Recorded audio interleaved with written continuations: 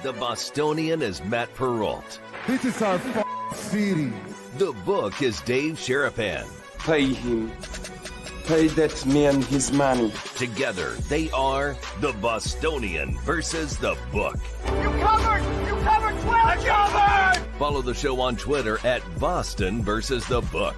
How do you like them apples? Bringing you the best insight on sports betting news, Matt and Dave's daily picks, and an entertaining and unfiltered dive into the sports betting industry. Here's Dave Sharapan and Matt Perrault. And here we go.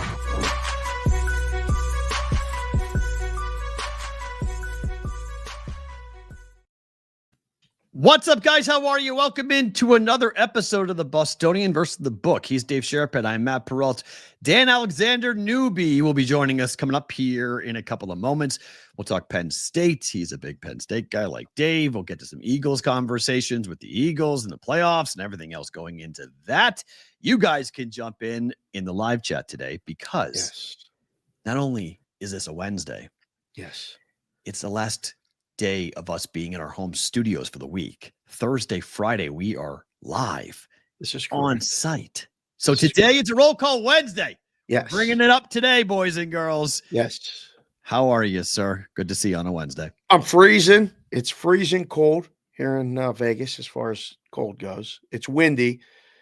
Shout out to everybody in Southern California and what's going on there. I mean, that is the videos, the pictures have been very alarming. And, you know, we were there for the Super Bowl. Yeah. We got a lot of people that, you know, are watching us and, you know, communicating with us from California all the time. And feel bad, man. I don't even know what to even say about You know all what that. sucks about that, too, is that people's pets, like there's been this big call about pets, that families lose their pets.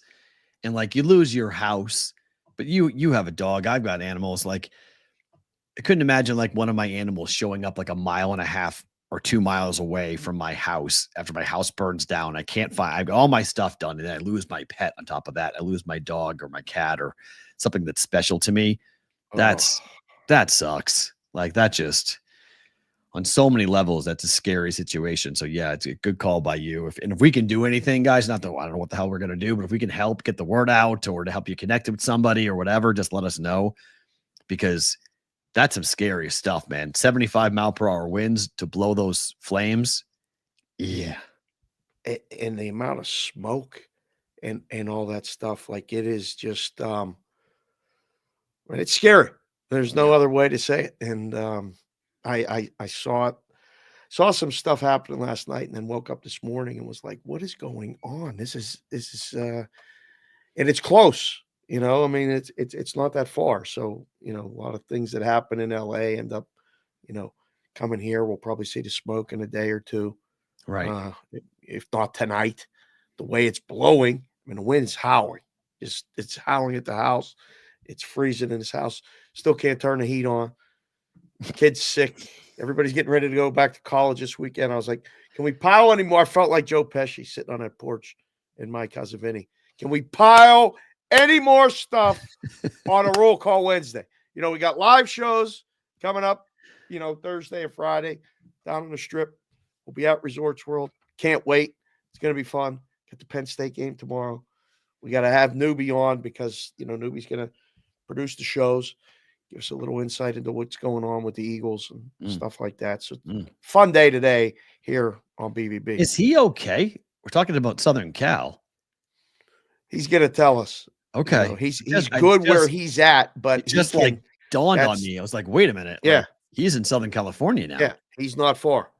He can see in the distance, but like where's all burning was like, that was his go-to places, the beaches and all that stuff. Like it's so, and I asked him about that, but yeah, it's wild, man. It's wild. Damn. Okay. Hopefully he's going to be okay. You mentioned what's happening tomorrow for us. If you missed the show yesterday, we made a pretty big announcement. Thursday and Friday, you guys will have an opportunity to come down and hang out with us. And if not, just watch us live from Resorts World outside, right? Well, it's at Red Tail. We're kind of in the courtyard for Red Tail, right out in front, almost like in the walkway where we're going to be starting at 3 o'clock Pacific time, 6 p.m. Eastern time. We are your pregame show for both national semifinals. Penn State taking on Notre Dame and Ohio State taking on Texas. Friday, Thursday, starting tomorrow. Hope to see you guys. The live shows always are exciting. They're always fun, and the chat is always super interesting to watch. But man alive, we're going to have a really fun, really cool, who knows who's going to stop by tomorrow or Friday to have conversations about these games, because national semifinals, we've never seen it, and it starts a 5-day run of playoff football for college and pro. Thursday, Friday, Saturday, Sunday, Monday of nothing but college and pro football playoff games. It's pretty fun. It's again, the schedule is set.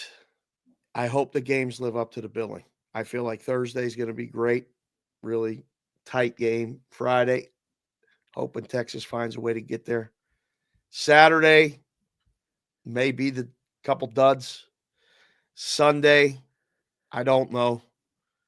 And it's all going to culminate with Monday, Minnesota answering all questions.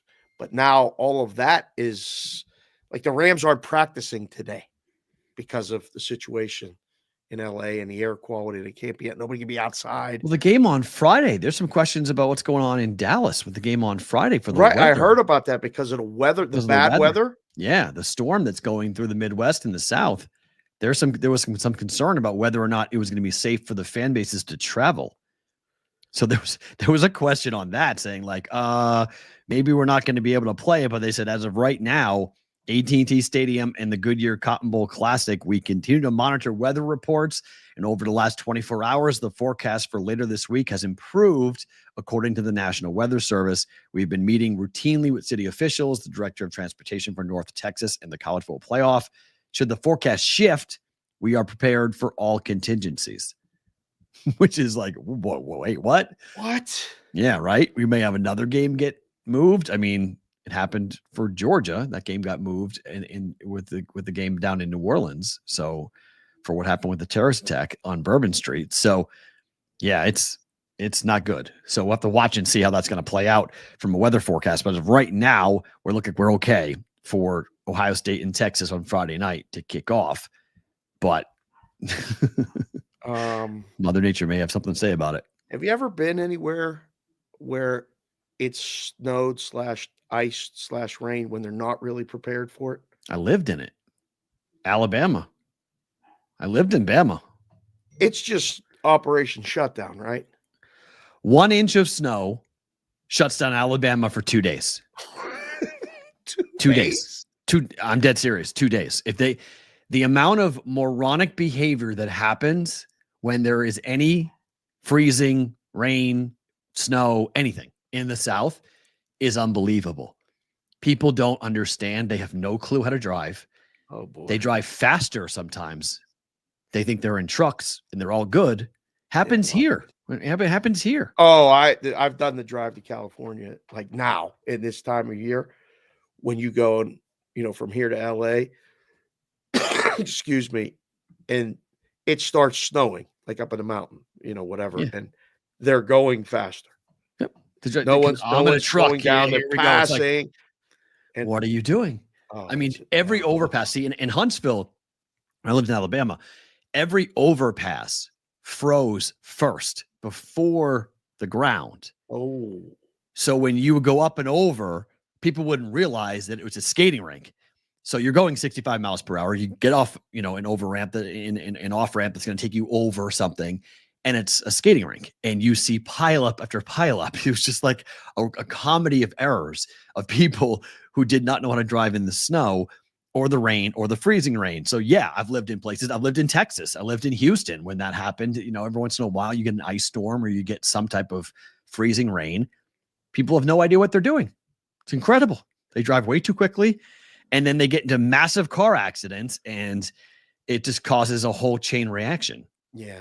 I don't know. Again, I think about the times learning how to drive in the snow, in the ice, and not, going like, what are we doing here? But then as I got older, realizing this is actually a pretty good skill to know how to do this and like just err on the side of caution. So I'm trying to explain to my daughters, they go back, if they get behind the wheel of one of their friends' cars or something, somebody says run something, like, listen, you've never really done this. It's different.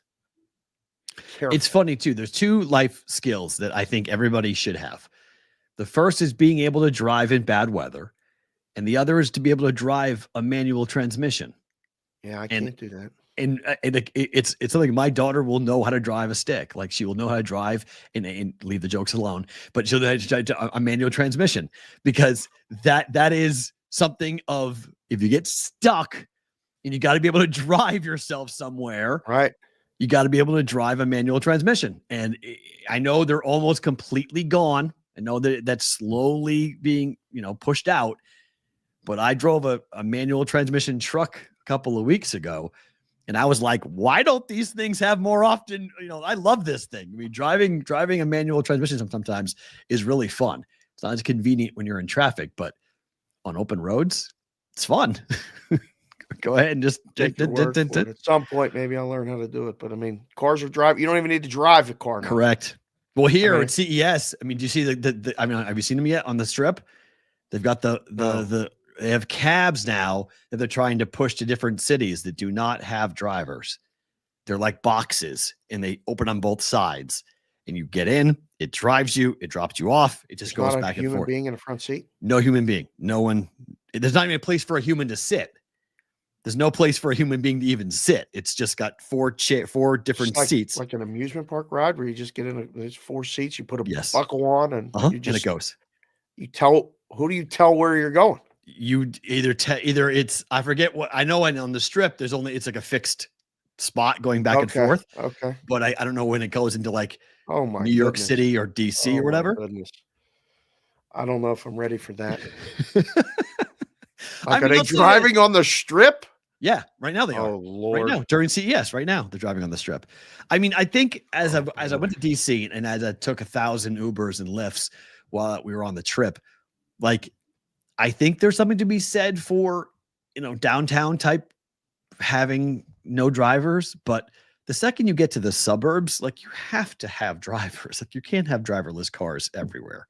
It's got to be in very unique places to have a car that does not have a driver. Wow. But the strip will be one of them, though. I mean, the Vegas strip is, I mean, before you and I leave this earth, hopefully, we're going to see a time where cars are not allowed on the Vegas strip, and it is only robot cars. Oh, okay. I mean, we'll be those old guys sitting around going, like they talk about now. I remember when I drove on Fremont Street. Right, absolutely. Like, oh, come on. What are you talking about? That's going to happen. I'd rather walk 10 miles and get that death trap. Thank you, D Stout. It's not wrong. I mean, there is something to be said. Parallel parking is a good skill, Vinny. I would give you that. That is true. And who said swimming? Somebody said swimming is a good. Christian hates. See, I don't think that's a skill. That's just part of like you have to do that to survive. Yeah. Yes, you have to know. That's not a life skill. That's a survival skill. It's like being able to like I don't know. It's kind of like getting dressed in a lot of ways. Like you have to be able to swim. Like how do you not know how to swim? Like you fall in water, you die. Like there's a lot of water in the world. Like, right. You got to be able to swim. Never forget. My dad didn't know how to swim. Damn. We were taking swimming lessons, and he took swimming lessons with us.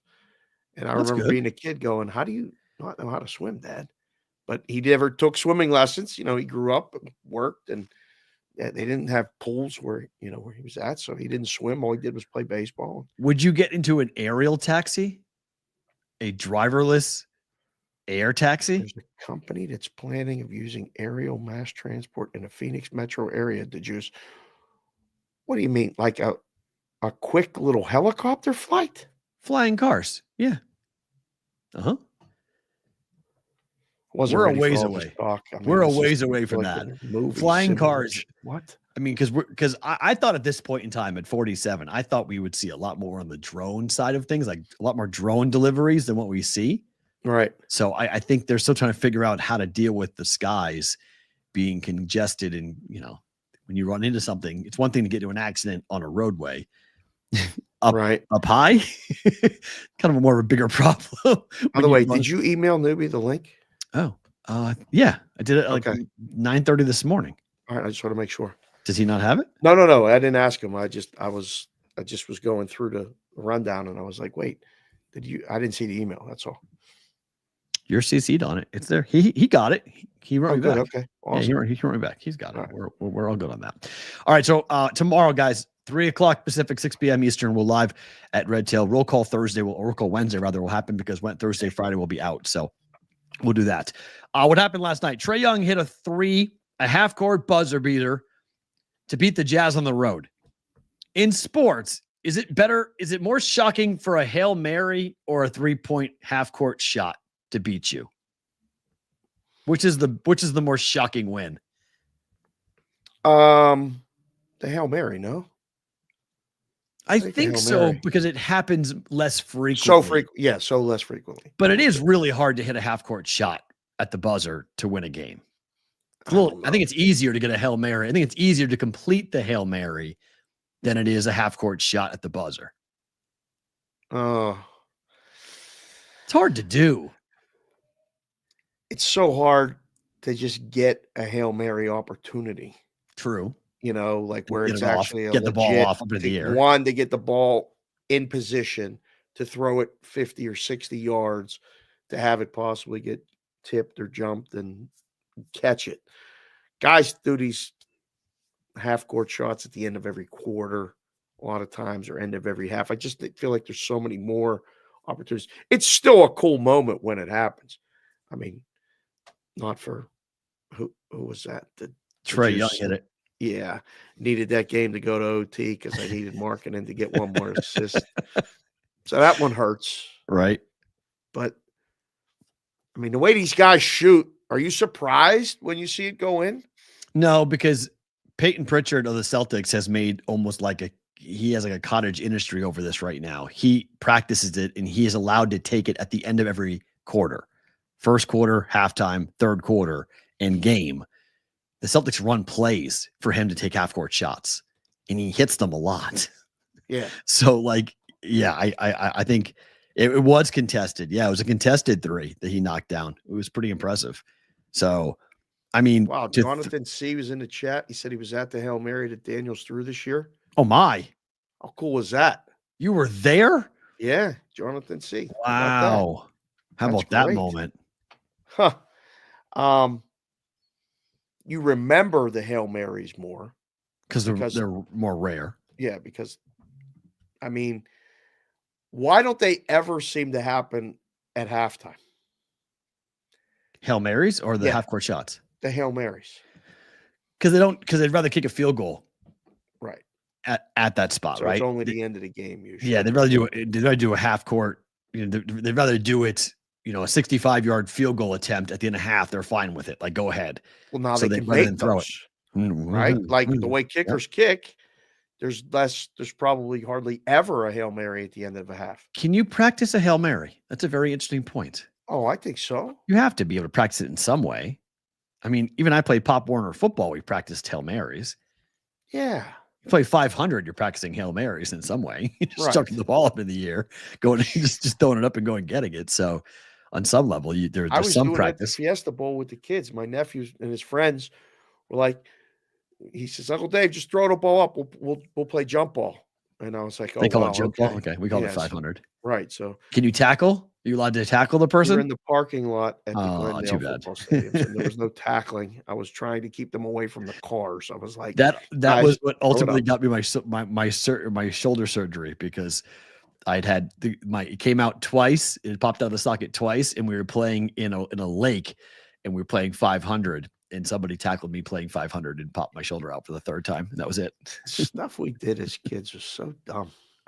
Doctor saw it for the third time and was like, so now we're having surgery. Yeah, for the third time, this has now come out of the socket. So now you're having labrum surgery, just FYI. I was like, oh, yeah. Okay.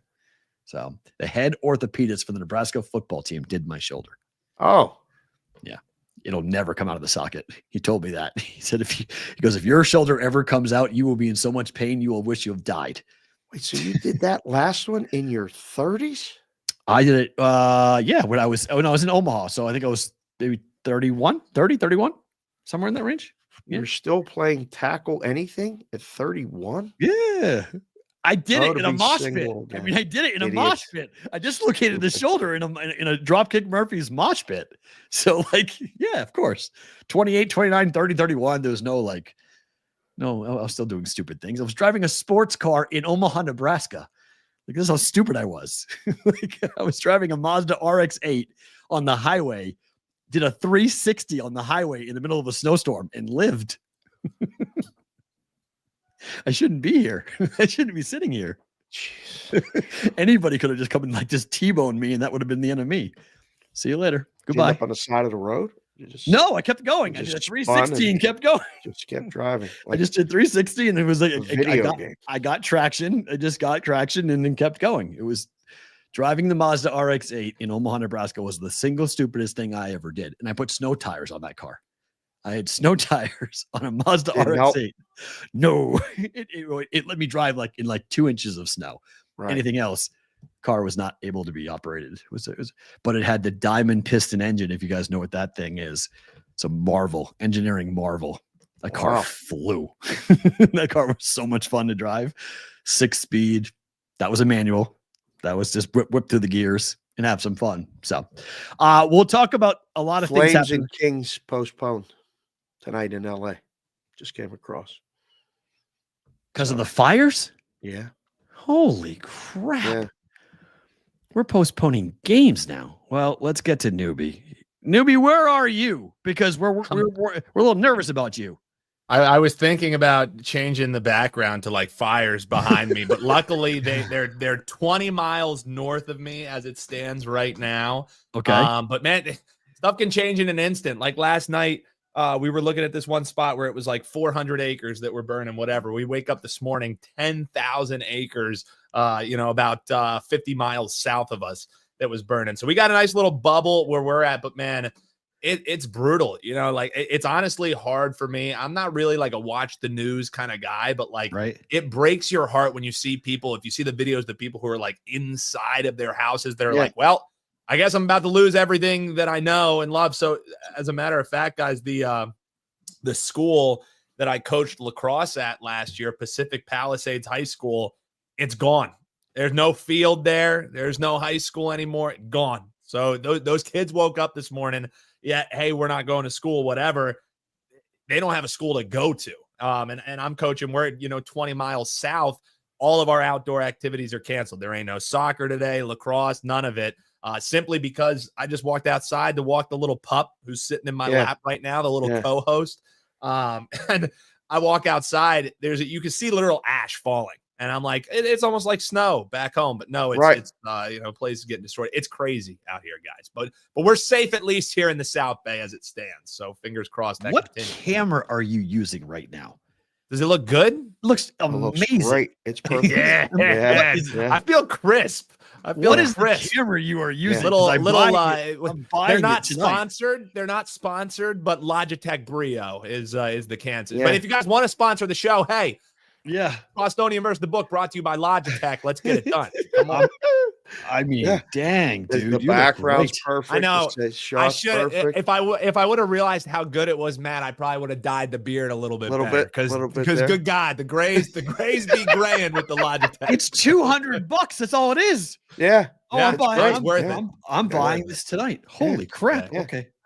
Cool. But you got to make sure you got to get the nose hairs trimmed. You got to get the beard trimmed because this shows everything. It shows everything. I never thought about wearing makeup before I got this camera. That's what I say. Right. I never thought about wearing makeup before I got this camera. It shows everything. Well, does it show whether the Eagles are going to win on Sunday?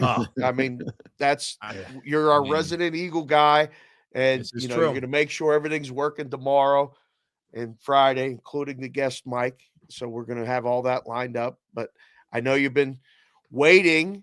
We're all waiting for Jalen Noobs, how do you feel about the Eagles going the into wait's summer? over? What do you Jalen practiced today? There was never any doubt that Jalen Hurts was going to play. That's what made my head scratch about the line when it came out, because I thought 3.5 was impeccably short when you look at an Eagles team who was 2.5-point favorites when they played this game at a joke of a stadium in Brazil.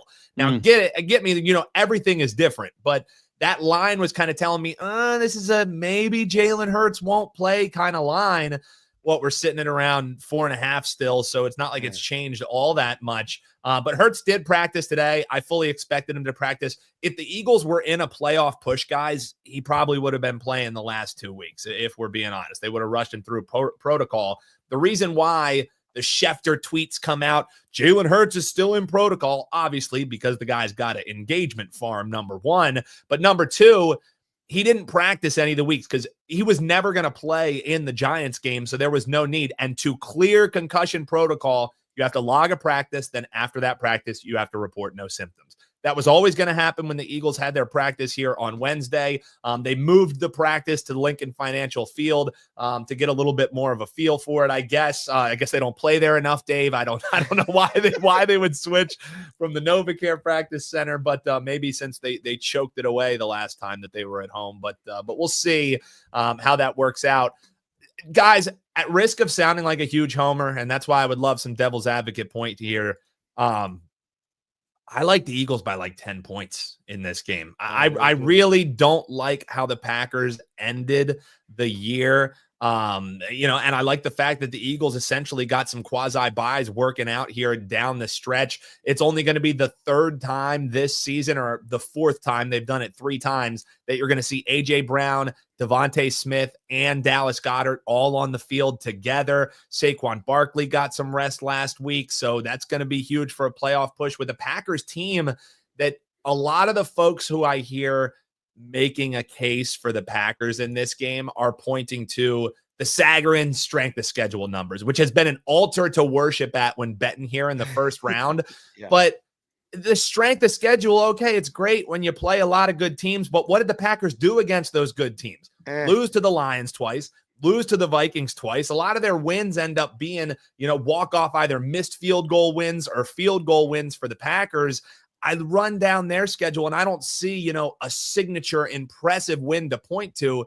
Now, this isn't college football. You don't exactly need that, but this Philadelphia Eagles team went into the house of the Super Bowl favorite in the Ravens, who people are saying give them the trophy already, and made their offense look like that Pop Warner offense that Matt Peralt was talking about he was playing for, practicing Hail Marys back in the day. So I just think the Eagles, while you maybe look at the strength of schedule and say they're not battle tested, I think that's kind of being reductive to the fact that they played a much better Washington Commanders team twice this year. They get that big win against the Ravens. And what, you're going to tell me you're impressed by a Packers win against the Rams, that same Packers team that the Eagles sent a franchise record in rushing yards against in an absolute boat race game? I just think you're getting a huge discount on the Eagles. I would be alt lining this thing up, but I already laid that 3.5, and I'm fine with laying 4.5 as well.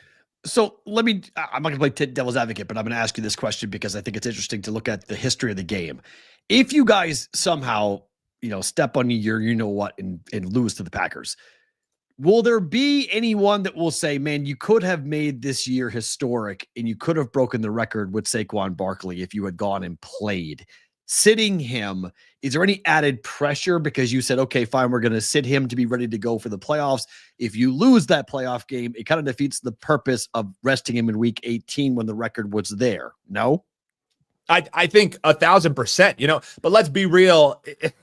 Whatever the Eagles did in that situation, the talking heads were going to take the opposite point that why are they not playing him? So, shoulda, woulda, coulda. I think obviously internal decisions. And as a fan, going into that game, I was like, don't play him. Not only don't play him, put every single starter in bubble wrap and put him 15 yards behind the bench because I don't want anybody getting hurt. And I would have understood if they did play him because that's not just an award for Saquon.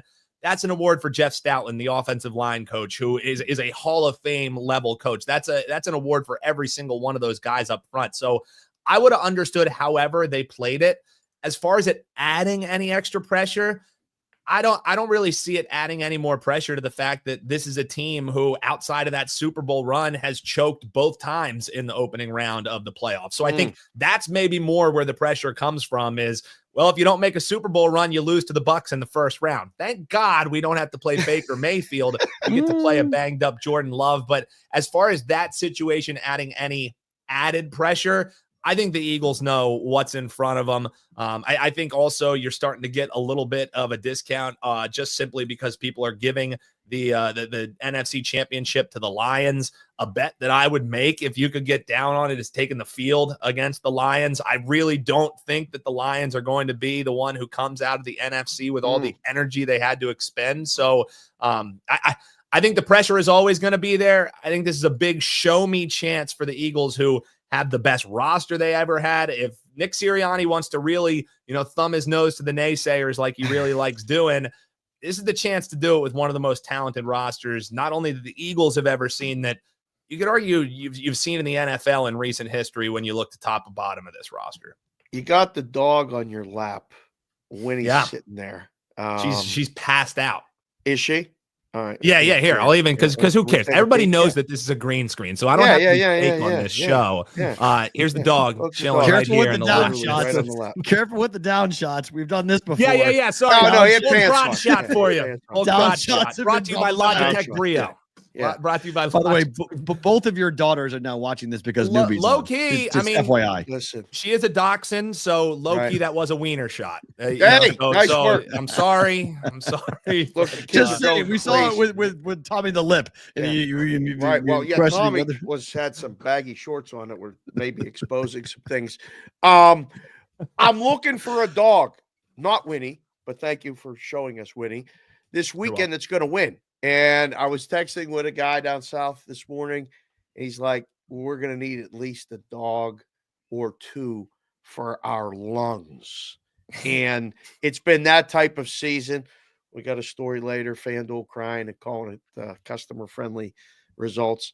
Noobs, what dog do you think has the best shot of winning outright, not named the Los Angeles Rams?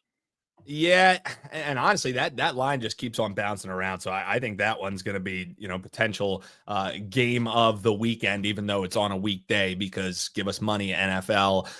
Dave, the funny thing is, you alluded to it. Haven't we been looking for the dogs all year long? Like this is the year of the chalk. I don't know if you saw that. The Chinese New Year, they crossed out the dragon and they said, no, just put a stick of chalk up there, because it is definitely the year of the chalk. As far as going searching for dogs, I want to make a case. Rivalry game. It's an NFC North for the Steelers. I just can't do it. Because Mike Tomlin had the Ravens number until he didn't. And it was resoundingly that he didn't have their number. So that one again, I'd love to take the points, but I feel like that's just the hook that's out there.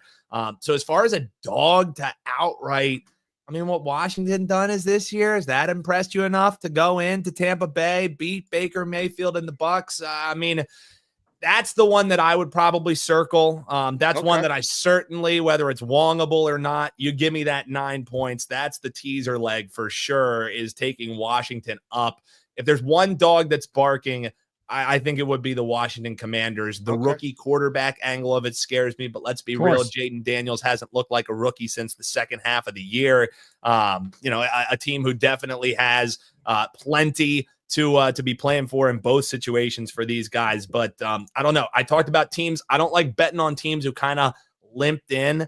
And Tampa Bay, sure, they were strong, but it took a comeback against the Saints to get it done. And it was all about getting the ball to Mike Evans last week. Can you reshape and actually make an actual game plan against a team who is hungry, who's fine with being in this underdog role? Dan Quinn, great job that he's done with the Commanders. That would be the one that I would have circled, but I love that in the teaser leg. So our friend Stuckey put this out earlier today. You tell me which leg burns this plus 110 parlay. Ravens money line, Bills money line, Eagles money line. That's a winner. That's a winner. That sounds like a winner. That sounds like already go to Victory Burger and decide what you want because we're cashing that. You know what I mean? Or you guys are going to be at Resorts World. Head on down. You can get food from all over the world with that winning ticket because that thing ain't losing, boys. Like the Bills. Everyone's saying the Bills. The Bills are going to blow that. Wow. If there's one, I mean, you force me to pick one of the teams that blows that. It would be the Bills, but I don't think that's happening. I just think Denver, that's another dog who I would toy with if we are getting that 9, taking the points with them, simply because they have nothing to lose. Again, rookie quarterback that's been playing well. The Bills always come in sky high at the beginning of every season. The regular season goes great. Oh my God, here we go. This is the year for the Super Bowl. So if you ask me which team has the most pressure on them outside of the Detroit Lions, I would argue that it's Buffalo because we've been talking about this Super Bowl window closing for the past 3 years. So, hey, do they win outright Denver? No. Could they stay inside the number? Maybe. That would be the one team on that ticket that I could maybe see losing. I would be shocked if the Steelers, unless they go back to Justin Fields, getting the win in Baltimore. Because I'm telling you, Russell definitely ain't getting the job done. The crossing guard at my kid's school is a huge Bronco fan. So every single Monday, Tuesday, he's always talking to me about the Broncos and whatnot. So he asked me, he goes, what percentage do you give the Broncos to beat the Bills? I said 0. Oh, and he went, wow, 0. And That's I said, nice. 0. I said, you might cover. He's like, yeah. He's like, I'm betting money line. I go. So don't bet money line. How about you guys? What is it? The Eagles the weakest leg on that? I mean, it's the shortest spread, right? No, it's the Ravens. It's Ravens. The you Steelers, really think they could lose outright? Yes, I think the Steelers can absolutely beat the Ravens. And yes. from your mouth to God's ears, because I can't stand the Ravens. That would be incredible. That would be the biggest. That would be the biggest surprise to me. I mean, I'm with you, Noobs. I think somehow, Buffalo has everything bad happen. Allen throws 3 picks. They get behind, and then have to come back, and then somehow there's a fumble. There's another turn. They turn the ball over 3 or 4 times, miss another kick. Some crazy stuff happens. That's the only one I see of that. But I think it's a winner like you. We got to talk college football before. Oh yes, Noobs. We do because you saw. It's over, Dave. Nittany Lions. It's over. It's already Notre Dame. It's over, right? That's what everyone's telling me. The Nittany Lions come back in USC. You were there in person. You've been to the stadium. No You're not playing at home. Drew you Aller was remember the Notre Dame rivalry. You've seen Notre Dame do what they've done. It's been impressive, other than the Northern Illinois game. But man, oh man, I'm so fired up for the game. I think it's an under. I think it's a very tight game. First one to 24 wins. But got a shot, right? Like, you can win this game. I mean, Dave, it was all Notre Dame, and now the buyback came. And what, aren't we sitting at 1 in some spots now? Correct. So we flirted with 3, and we've come all the way back down. So this is a take your pick because, who's going to win the game? Who's going to win? That's what it comes down to. And it all comes down to, does Notre Dame's defense completely shut down the run for Penn State? That's like the part of the equation for me. Yes. And I think they potentially could. Like, let's be real, Dave, outside of, a big play here and there, my man Nicky Singleton didn't look all that great against Boise. It was Katron Allen who was the guy who was really he sheds runners. Allen sheds runners. Like, guys bounce off of him. Bench is like 500 pounds. His legs. He's got 2 rod trunks for legs. Yeah. So I think that's encouraging because I think they are going to be able to run between the tackles. You think?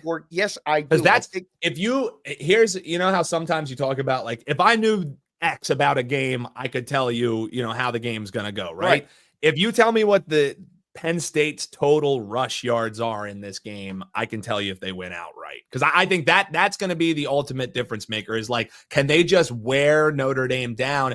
And I think that they can. And I think the market has clearly showed when everyone was betting Notre Dame, this isn't a runaway Notre Dame spot. So, guys, we were talking about a teaser, how we were looking at how would he play this. I know you don't tease college, so they're already yelling at me, but the pairing would be Washington up for me, and I would be pairing it with Penn State at that 1.5 up to 7. That's the way that I would attack it. Sprinkle a little bit on the Penn State money line.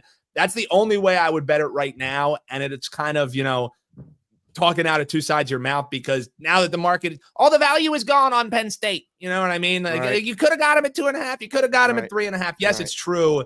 When it comes to the playoffs, I almost feel like it's a pick the winner, cash a ticket kind of deal. And that's the way that I view this game. I think there's enough there to make you confident in at least looking towards Penn State, but that's going to be a hell of a football game, guys. I think this one's going to be the better game out of the two matchups. Personally. I would agree with that. I think Ohio State kills Texas. I don't know what kills. I think the number's right. I think it's a 6 point. That's true. I think it's a 6 point win. Touchdown or more. Yeah, I'm having a hard time finding value in other than unless Manning comes in and you get a storybook ending. Manning comes in, wins the game. I mean, that's it. Disney's already lining up to write the movie. I just think if you look at the offensive line for Penn State, and obviously they're going to have to move Notre Dame off to run the football, but I just don't know about the pass defense or about the pass. The pass rush for Notre Dame could be the difference maker against the offensive line for Penn State. If they can't protect Drew Aller and you've got the pressure that forces him to he looks uncomfortable. Why he wants to go back to college and not come out is because he's not a polished passer in the pocket. Agreed.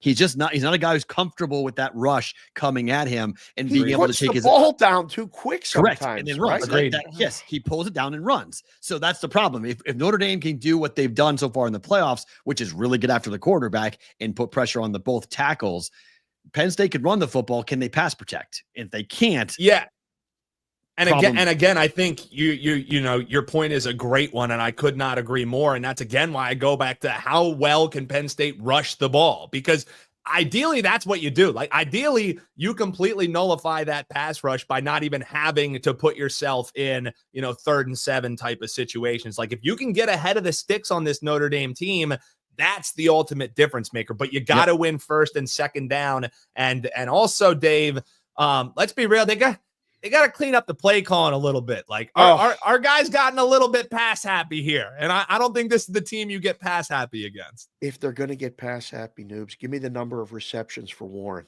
Give me 40, give it only to 44 the ball. You saw him catch too predictable. 16 passes. I don't care if it's predictable. It's predictable, though. I mean, Boise State there's no athlete on the entire roster for Boise State that can hang with that cat. But Notre Dame's got guys who can hang with him. He's just a big dude. He is a Swiss Army knife. He's an unbelievable athlete. He's an animal. But he's one guy. He's one guy. And he's got to get at least 5 or 6 receptions, I think. Yeah. But I don't know what his number is. That just targets? Because they'll run it with him, too. I'm fine if you run it with him, too. Swing passes? We're talking about all of it. End zone shots? Like, what are we talking about? At least 6 balls, I think.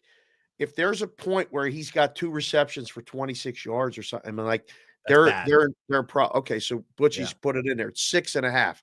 That got to go over for them to win. That has to go over. There's no question. He has to be the difference maker in the middle of the field. So that's what I'm looking for. And he's the guy that also can get the pressure off of Aller. I mean, exactly. If the pressure is getting to him, that's where you throw that. There's been 2 plays that I've been like, wow, and both are involving 44. One was the tight end screen that you guys ran with him, and the other was him running Wildcat. Like, you find unique ways of getting the football to this guy. Yeah, he's a ball in his hands. He's a problem. Yeah, I completely agree. He is a head of steam going with him, whether it be from a screen pass or from out of shotgun, and he's a hard guy to tackle. Like, he's just, you mentioned a manimal with a head of steam. That's how that cat can really cause problems for Notre Dame's defense. But I'll be curious to see the turnover battle and how much Notre Dame is willing to risk throws down the field. And are they willing to stretch the field, or are they going to run the ball with love and they're going to be really conservative themselves? And we're looking at like a 14-13 football game. And it comes down to just one play. The other thing that I think we can't talk about this game without touching upon is game time decision for Abdul Carter, Dave. You talk about having an ability to push the ball downfield, man. Right. Having Abdul Carter or not having Abdul Carter, that could be all the difference maker. I thought he was playing. You know what I mean? So I'm seeing I'm seeing game time decision is the report that I saw is what Franklin said an hour ago. I mean, I expect him to play. Yeah. But if it's hey, he's going, but he's actually hurt. I mean, that is the difference maker for this defense. Right. You know what I mean? Like he's a Micah Parsons level type guy who can just absolutely wreck a game. So, I'm seeing game time decision, but Dave, I mean, without him, I think you can move the ball down the field pretty regularly against this defense personally. Oh my. By the way, quote from James Franklin moments ago, sitting next to Marcus Freeman. I think everyone should be in a conference. I think everyone should play a conference championship game, or nobody should play a conference championship game. Stop, James. I think everybody should play the same number of conference games. Like what? James, why do you got to give the bulletin board stuff? Like why does he do this? Why does he just say nothing? I was not a math major at ETH Strasbourg, but just the number is going to make things more challenging if you're playing one more conference game. Yeah, well, James Franklin, you don't got to be a math major to know how many big games you won, buddy. So, maybe 7-25 as a dog. He's 7-25 as a dog. Well, here's the thing: for Carter to play or not to play, he has the shot, a legitimate shot, to be a top 5 pick. If he 1,000%. Wreaks havoc in the semifinal or the final, I mean, he's got a chance to make millions. He's got a chance to take himself from like a top 20 draft pick to a top 5 draft pick. Yep. So, I mean, Patriot fans are eyeing him at 4. They think he's the guy at 4. So if he plays really well, I think I would be very surprised if he doesn't play in this game, or at least attempt to play. Yeah, no, I think 1,000% he plays. And even if you talk about, where does that added motivation go from? You look at the fact that Drew Aller's coming back. Nick Singleton, who's gotten offered all kinds of NIL money, he's coming back.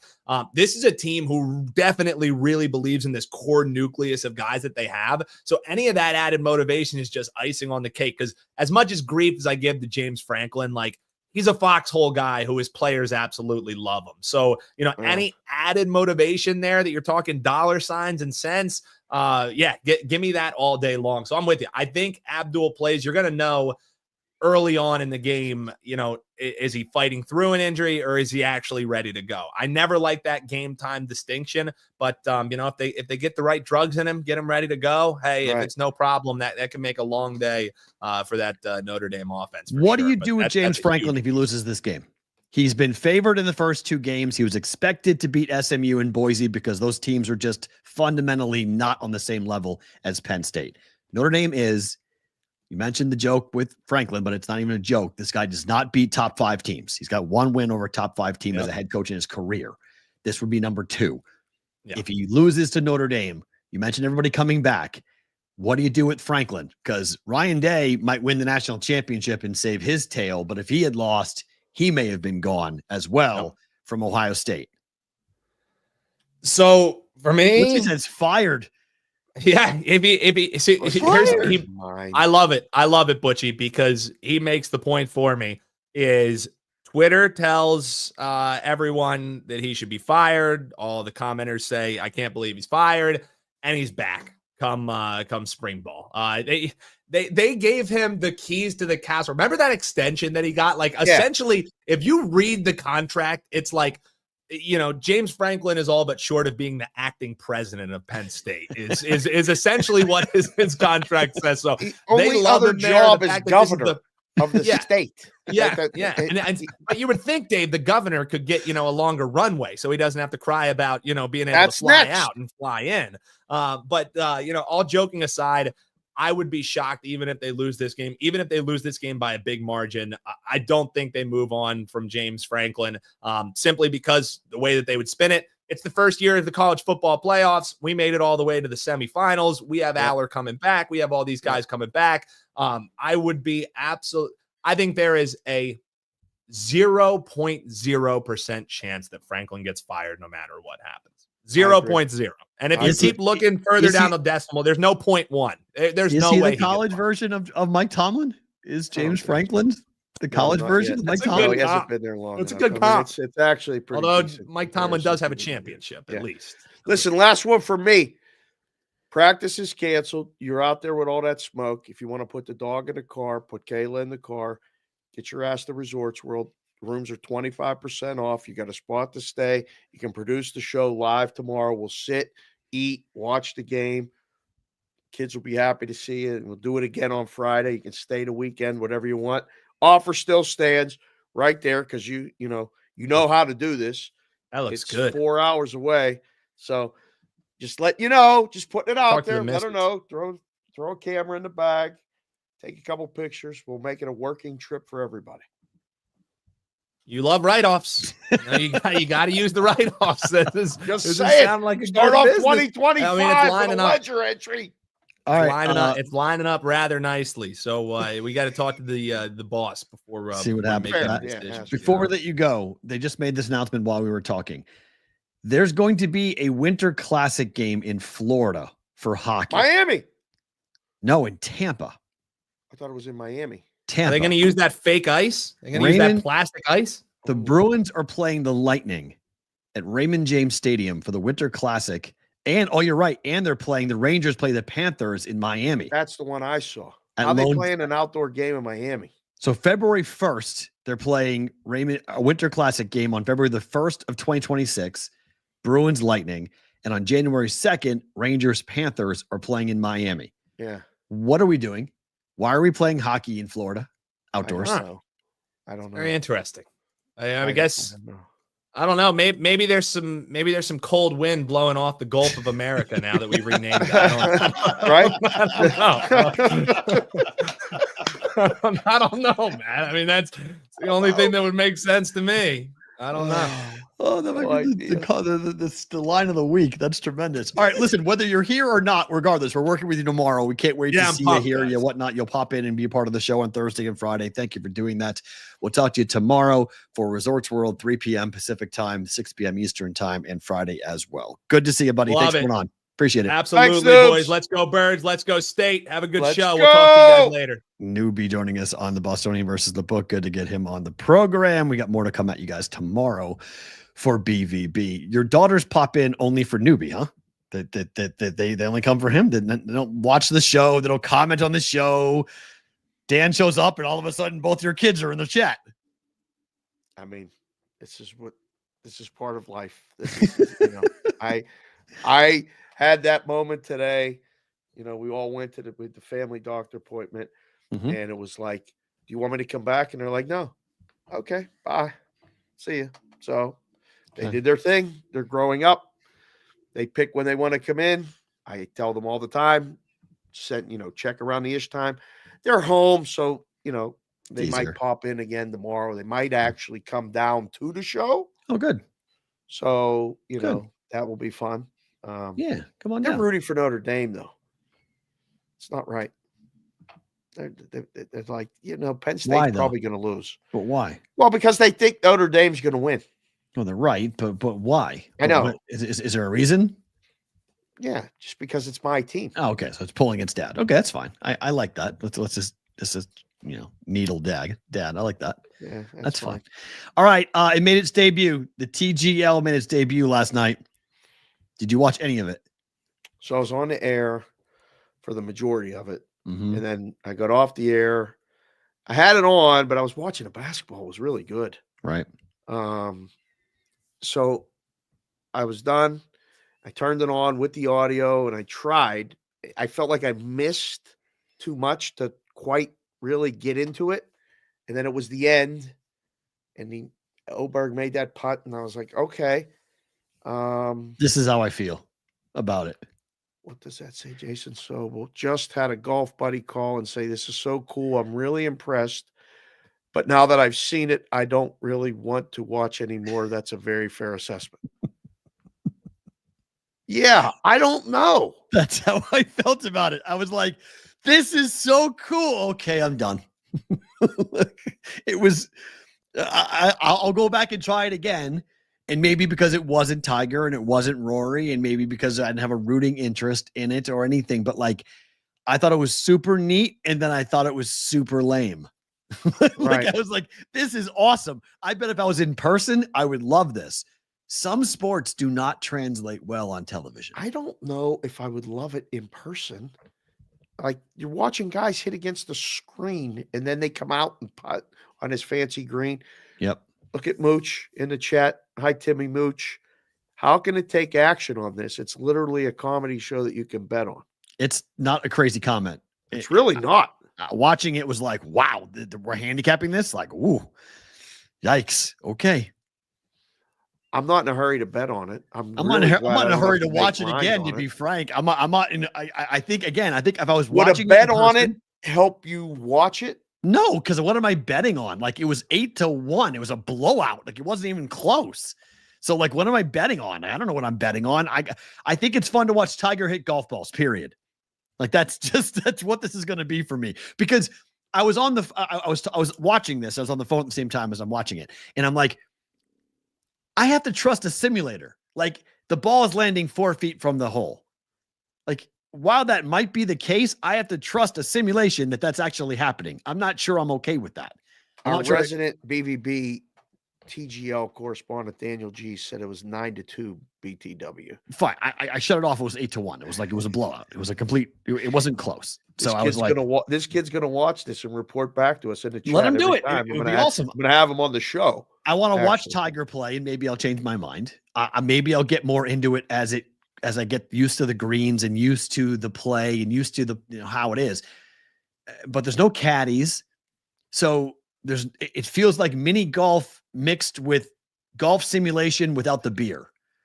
Like, where's the guys drinking beer? Without audio, I was watching it and I was like, man, this is really, everybody's just kind of nowhere to sit.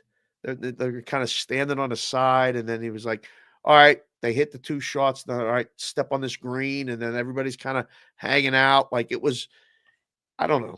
It looked a little clunky. Yes. As far as like and the TV production was clunky. Yeah. I mean, they interviewed DJ Khaled like halfway into it, and I was like, uh-oh. I was like, they need help with either audience or entertainment, one of the two, because you don't put DJ Khaled on right away for a fluff interview if you have a scintillating product on the screen that everyone's super excited to watch. I don't know. It's Top Golf, not golf. It looked like Top Golf without the beer. I don't know. I will love it. I will watch it again. After watching it for the first time, I was like, well, if I never see that again, I'm okay. Like, I won't feel like my life is any less. So there was a little bit of a intermission, and I tweeted this last night. So the TGL is on ESPN, who has a sports book, and SVP does the intermission report, which he says is brought to you by FanDuel, America's #1 sports book. On ESPN. Enjoy the singles. And he goes right back to the coverage. And I was like, they have a book. ESPN Bet has it. Like, FanDuel basically created an event. Yep. And took over ESPN for 2 hours of primetime viewing with nonstop commercials and reads for the FanDuel Sportsbook, America's #1 sportsbook, where SVP has a promo. Like, SVP has an ESPN Bet promo all the time. It was that should tell you what awkward. ESPN thinks of the product. Okay. So what ESPN's doing by that is they're saying, if somebody wants us to pay for that airtime, we're taking it because we don't know how long this will actually be around. If ESPN thought it was actually going to be something worthwhile, they wouldn't take the money and they would put their own product there. It's like USFL stuff. That's just from a broadcasting standpoint as to, like, I've been there before where you own certain things and you have someone come to you and say, hey, we'll pay you X number of dollars to take that product, to take that spot from an advertising standpoint. And you're like, well, I have this product, but I'm going to take the money rather than advertise my own product because I don't know how long this product will be on my air. So this is just them taking money because it may be a flash in the pan. The ratings might suck, and this thing might be gone in 6 weeks, and we're not talking about it anymore. Okay. It's a money grab for ESPN. That's it. And who knows how many people actually watched it? Like, we'll see what the numbers are. But right. Oh, Pros versus Joes was awesome. What a great show that was. That was good. I love that show. I watched that too, JC from KC. That was bring that back. Yeah, have someone play Tiger. It would be awesome. You mentioned the college. Florida whooped Tennessee last night, 73-43. No more undefeated teams in college basketball. Tennessee started 0 of 20 from 3. At what point?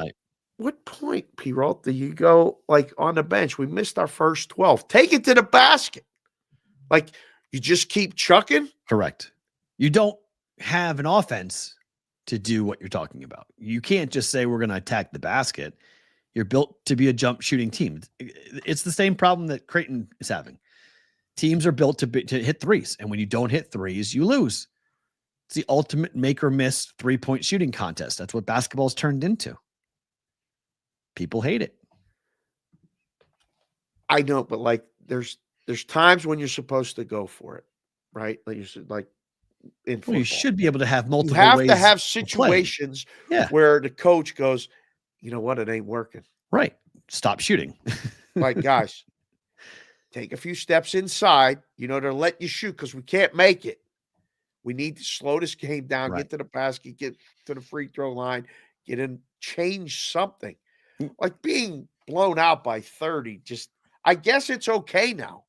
Like, I would never want that to happen. And if it happens once, I guess we'll see how Tennessee bounces back. But, man, they were cruising and playing really – like, that's a major blowout to me. 3? The line was 3.5. It's one of the best bets on Florida ever. Georgia beat Kentucky last night. Yes, that was good too.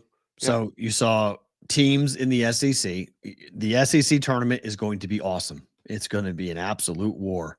There are so many quality teams in that conference right now that going on the road to win in the SEC is going to be really, really hard. It's not going to be 73-43, but it's going to be really hard to walk into Florida, into Alabama, into Kentucky, heck, even Mississippi State and schools like that, Missouri. It's going to be hard to play on the road and win in the SEC consistently. So, yeah, Georgia win on the road. That's a hell of a punch. That's a nice parlay right there. Georgia money line parlay was cash money. Arizona looked pretty good. They did. They killed West Virginia. That was over quick, pretty early too. Yeah, you saw that. I was like, oh, they're down by 10. Game over. I was like, that's fun. I got that right or wrong. I got the Celtics under right because Jokic didn't play. Celtics that line closed 12 in Boston. That was the only number that pushed. They win by 12. 6.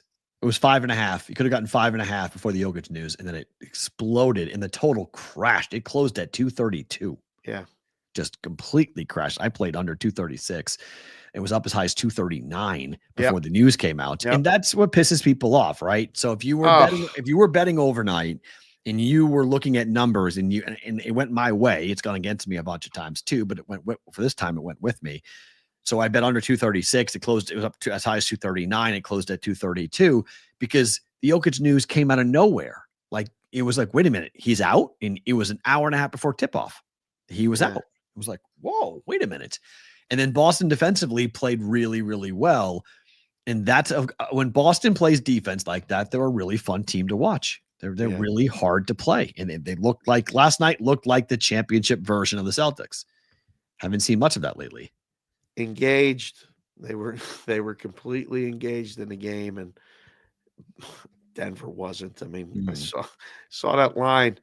We were talking about it on the grid with me and Wetz when I was like, I don't even know where this number is going to close. I was watching it went from when we did the show, and I swore, I'm like, it was 5. It was 5.5. Yes. When we did the show in the morning. Yes. So we go to do the show. It's 8.5. I was like, oh, he ain't playing. But it hadn't come out yet that he wasn't playing. Right. He's like, well, how do you know? And I'm like, because it moved 3 points and it ain't moving back. No. And then it went to 10.5, 11 before the game tipped. 11.5, and I was like, man, this is going to be an absolute blowout. It fell 12, but it was 15 in the first half. To play, sick, whatever. Can't control that. No, and then tonight, what do you do against the Clippers? Because it's you can't bet the Nuggets, so you know what Jokic does tonight, because he may not play tonight, and that changes that game dramatically, or he plays, and that will change the Nuggets dramatically on that. Yahoo Sports this morning put out their rankings in the NBA. Okay. Cavaliers 1, Thunder 2. Those teams play tonight. Celtics 3. The Rockets are the 4th team in the NBA. That's insane to see. They're a pretty good basketball team. Ime Udoka. You want to talk about a crazy, wild story. If the Celtics were to play the Rockets in the NBA Finals, how fun would that be? Slow your roll. I'm just saying, how fun would that be? The storylines would be immense. It's another testament to don't sleep with the secretary. Well, yeah, but like in your darkest moments, light can appear and you can find a way to come back. I mean, he's took that team and turned it into something. They were terrible. But so was Boston. I mean, Boston was terrible for a long time. I mean, Udoka was. I mean, he can coach basketball. That guy can coach. Right. He's good. I mean, I love Joe. Don't get me wrong. I'll take it. I mean, I'll take Missoula. He's tremendous. But Ime Udoka is perfect for that team right now.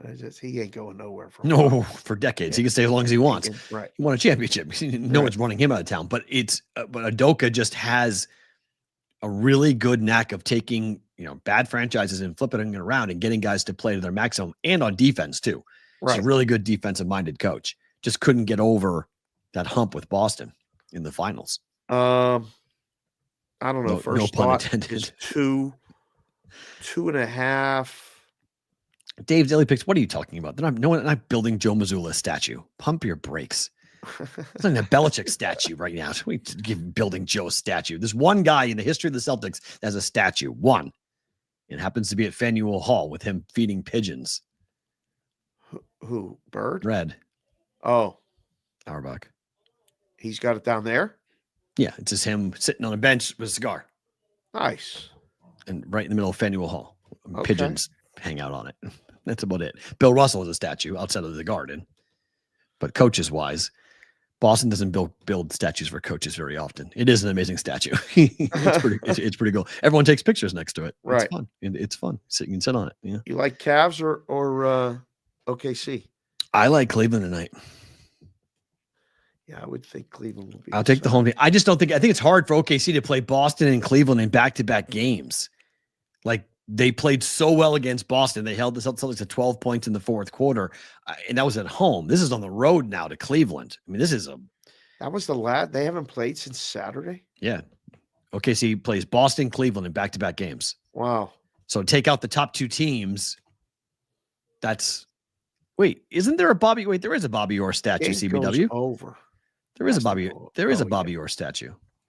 Right? The diving goal? Yeah. There's a Bobby Orr statue in Boston, right? Yeah. For outside of the Garden. It's him. Okay. It's the diving goal statue. Okay. I was like, come on now. He's got a statue. I think Cleveland has a chance to send a message tonight. Do what Boston couldn't do. Beat the Thunder. Yeah. The first thought is Cleveland, but I like over. OKC's been an under team. It's really weird. They've been under. I looked at it last night. Yeah. They've been an under team.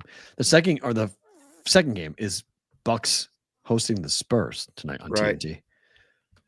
Only 5. I don't know what to make of Milwaukee.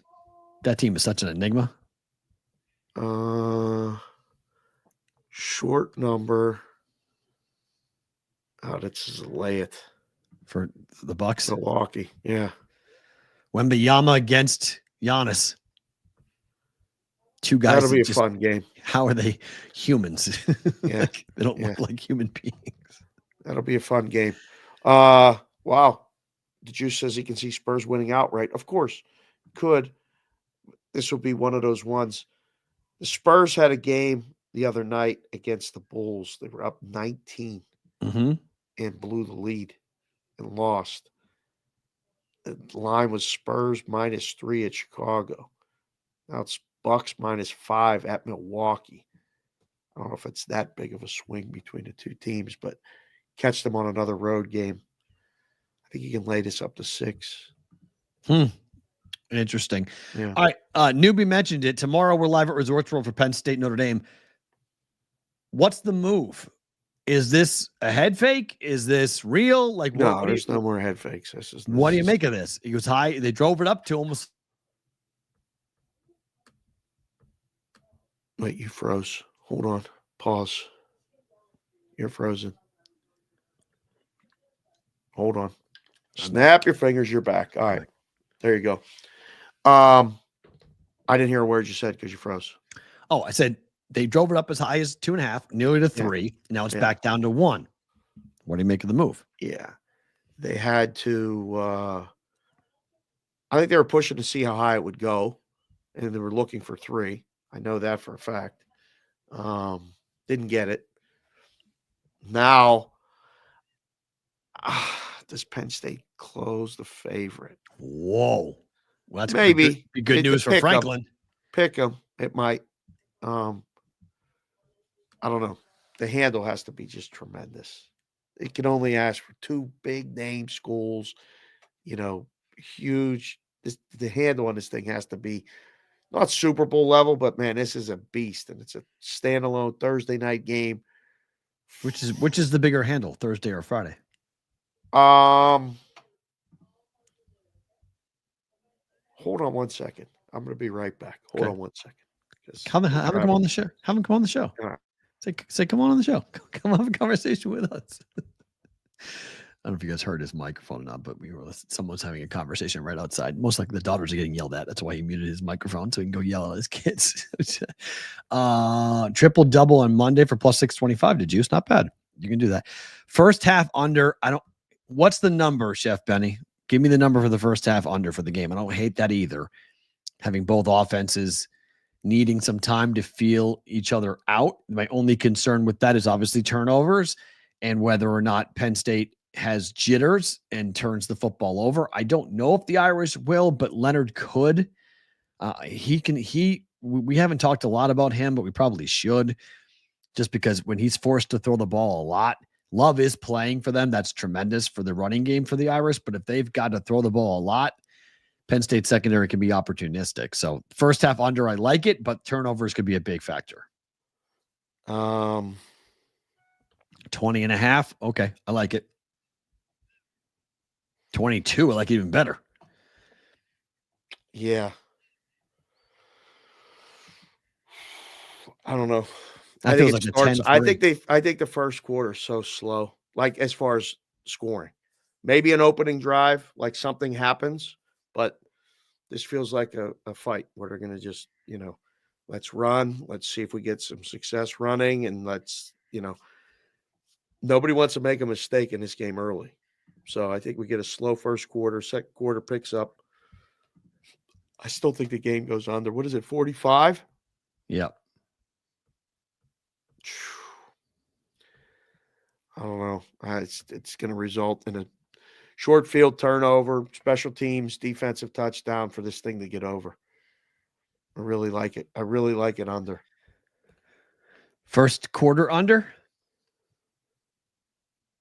Oh, 9.5's the perfect number. 10, I'd love 7-3, right? You see a field goal getting kicked right before the end. Yeah. In the first quarter, you lose it. Yeah. It's 7-3. Yeah. That's or 3-3. Swift kick right to your right. It's like, oh, thank you. Appreciate that. Right. Couple field goals. I don't know. Again, I want Penn State to win so bad. Of course. So we'll see. The number goes to 1 for the Irish. We're down to 5.5 for Ohio State. We never hit 7. We never hit 7. We hit 6.5. We're now down to this 5.5. Total hasn't really moved either at 53. Right. 6 feels like the number, no? Yeah, 5.5, 6. This is going to sit.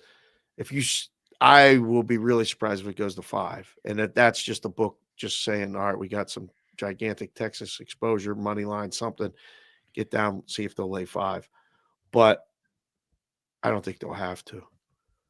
This money's coming back. I don't know if it's going to dictate how the game is bet, but watching Thursday, we'll see. I just think the fast track in Texas is going to result in an over game, despite the fact that maybe the defenses could slow one side down or the other. I don't know. I mean, what's Ohio State's team total? Is it 28.5? It's got to be somewhere on there. Pull it up, chat. What's the team total for Ohio State? What's I think Ohio probably State's the same. team total? I mean, I have a plus 110 ticket on Ohio State to win it all. I don't need to do anything in this game. I think Ohio State, I can see Ohio State winning this game by a lot. I also can see Texas in their defense keeping Ohio State at bay. and Texas having a shot to win the game late. Wow. That defense on paper should keep them in the game. On paper. They got to hit Will Howard. They have to hit him. If he gets comfortable, team total 30.5. Okay. Thanks, Chef Benny. 30.5 plus 105 to the over. Yeah, there's a lot of tickets of plus 600, plus 700. Some people have it after. Some people took it after the Michigan game. They got double digits. Nice work, football guy. 97 plus 650. Yeah, I have a hard time with this. I think D-Stout's onto something. It feels like one of those games where you just got to shut your brain off.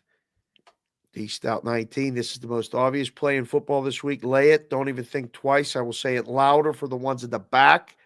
Viewers couldn't pass a plate at Thanksgiving. Wow. Well, if that's the case, if they get down multiple scores and Texas has to kind of completely abandon the running game, see ya. Blowout. Yeah. Ugly game. See, LL, give me Texas. All right. Ohio State's winning the game, LL. The number, I can't come up with the number, but I can't see Texas winning. The momentum that's going to come from Texas winning is going to be incredible. If they would win this game, the other team, whether it's Notre Dame or Penn State, might as well not even show up. Fair. I would agree with that. I think regardless of who wins, if it's Ohio State, it's all one way. If it's Texas, it's all one way against the Irish or Penn State. Ooh. That Ohio State, Penn State, what's the number? Because I told you yesterday what I think the number is. What do you think the number is? 7. All right. I said 9.5. Wow. And then against Texas against Notre Dame would be what? Texas small, probably. Yeah, I'd agree. Texas against Penn State. A little more field goal. Really? I'd say 6. I don't think that much. Yeah, I don't think that much. Okay. Again, it'll get shaded depending on how the games go. Right. You know, I mean, if this is his big game coming out party, passes pretty well, and you know, Franklin and the offensive coordinator have a great game. The running game looks great. It will be a little bit less. What does this mean? Ohio State wins and I become a gremlin until this year ends? Wow. You mean you're mad, Gordon? Jordan? Man. Goroff, I mean, what you hate Ohio State that much? A lot of people have that feeling. Okay. I'm a Buckeye. No one's picking Texas. Yep, that's true. No one is picking Texas. Nobody. Including me. Nobody. It's a hard sell. Texas's offense has been garbage. Yeah. It's a hard sell against that Ohio State defense. It's a really hard sell. Right. It's just it's a really it'd be really a lot of sell. irony if we go back-to-back years. Michigan wins and then Ohio State wins. It just makes that game so much more fun next year. Oh, Just makes it go to after Michigan's going and emptying the bags for people and getting all these recruits in, and my goodness, yeah, that's going to be an electric game. You got to get through these first, though. Do you feel like it's going to kill momentum either way, though? Like it's going to be great Thursday, tomorrow, Friday, and then it's a week, 9 days until the next, until they play. We got to talk about NFL football for 3 days straight. Everybody's going to kind of the enthusiasm is going to quell. Don't think so. I think once the game, just like last year too, the college football national championship hype is a in-market thing for the leading time until we get to 24 hours out. Okay. Then the public starts talking about it. Okay. But until then, it only matters to the universities and alumni that are in the game. Right. No one talks about it. No one cares about it. And then, the national, it happens in college basketball too. It's like the Final Four game happens on Saturday. No one really talks about it because everyone's talking about something else on Sunday. And then, it's the title game on Monday. And people watch it, but they're not like jumping up and down and going crazy about it. They just, people like the first weekend of the NCAA tournament more than the championship game. More stories, more things to bet. Guys, type it in the chat right now, and then we're going to do Roll Call Friday here, or Roll Call Wednesday. I keep saying Friday because that's what we do it every week. Right. But over or under 53 in the game, in the Ohio State-Texas game. Curious what people think. So I was right. Offshore, Penn State, Ohio State look ahead's 8.5. I was off by a point. Okay. Penn State, Texas is 2.5. I was dead wrong there. Yeah. Texas, Notre Dame is 2. And Notre Dame, Ohio State's 8. Ohio State's more than a touchdown favorite against either side. Wow. I'd have said 7 and 6.5. How about that? Okay, we'll skip ahead to a couple things. We'll leave some gains for tomorrow when we break it down. Could Belichick coach the Raiders? No, let it go. He just told Diana Rossini he's not going to do it. He's staying. The guy committed and all. He's taking all these pictures with these kids. Like I feel like he's that kind of guy who's like he's going to at least take this serious at the beginning. Agreed. Yeah, I don't think he'll. It would be very surprising. I think he could coach the Raiders. I think Brady wants him to coach the Raiders. I think he could see himself coaching the Raiders, but I think he had to make the call. Yeah, and kick the tires. I think there would be a big problem from an integrity standpoint, and I think you're right that he stood there and he answered that question from the media when he was asked, when the NFL comes calling this offseason, what will you say? And he said, I didn't come here to leave. So right. I think he actually does truly believe that. And yeah, everyone's saying, well, he flipped on the Jets and left. Well, it was a different circumstance. It was a quicker situation, and it was NFL to NFL, not college to NFL. And you have the whole intro press conference. You have the whole recruiting. You're out there representing the university. You're doing the Pat McAfee show, talking about you're now on Twitter. So all recruits come DM me on Twitter if you want to come play for North Carolina.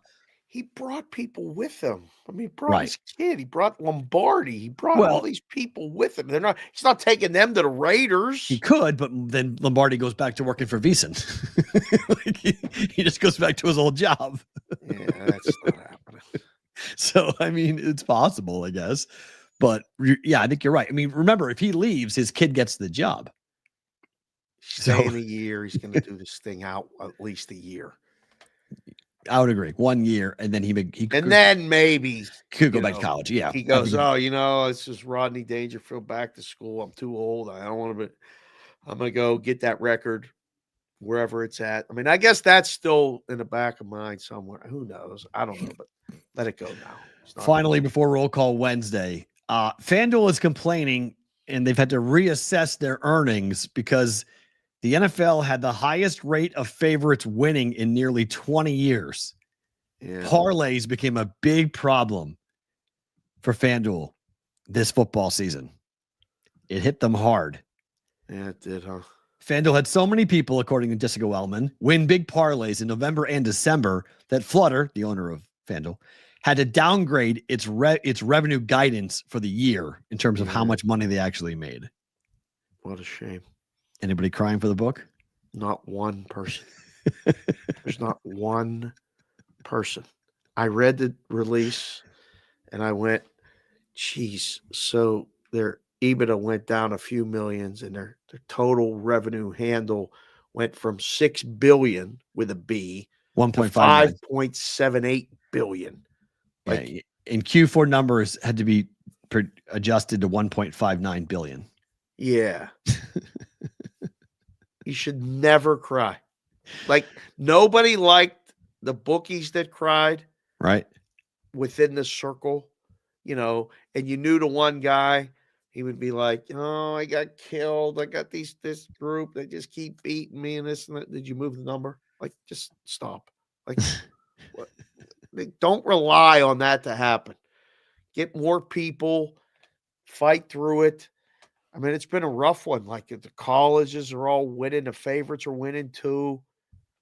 I don't know. College basketball favorites are winning 55% of the time right now.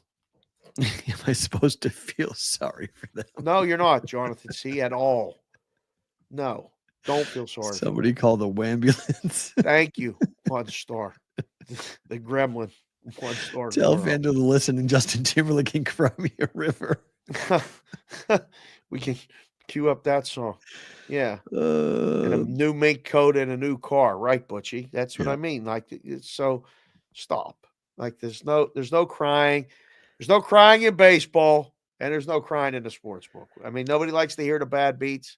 It's so weird too, because these Players. customer-friendly results, like it's difficult to like put my brain around that. In a press release, you wrote these customer-friendly results, which is favorites winning on a line that you set.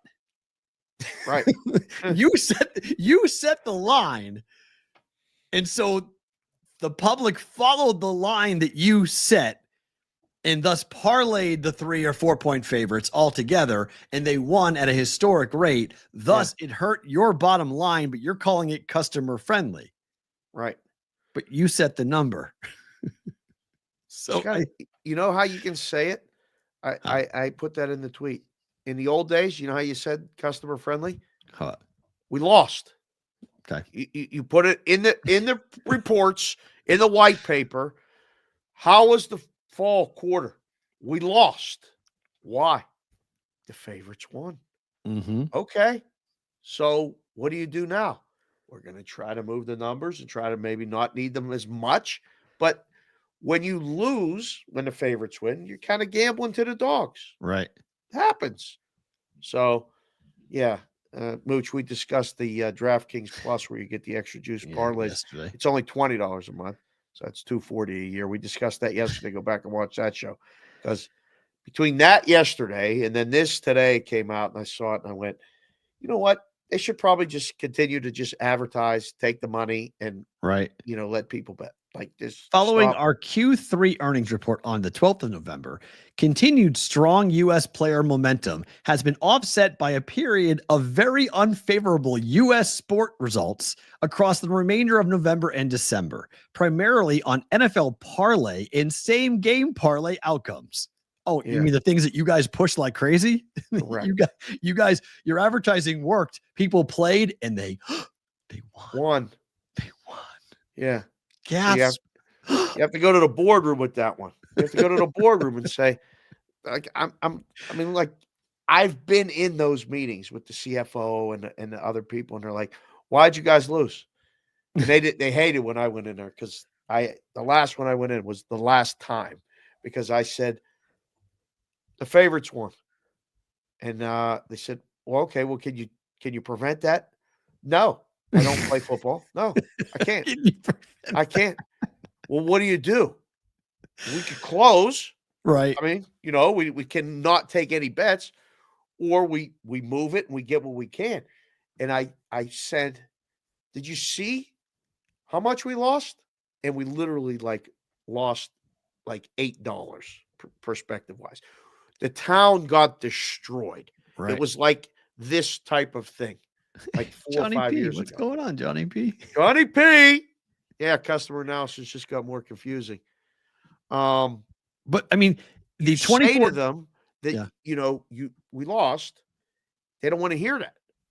Okay, well, we didn't lose very much because we did an unbelievable job managing the risk.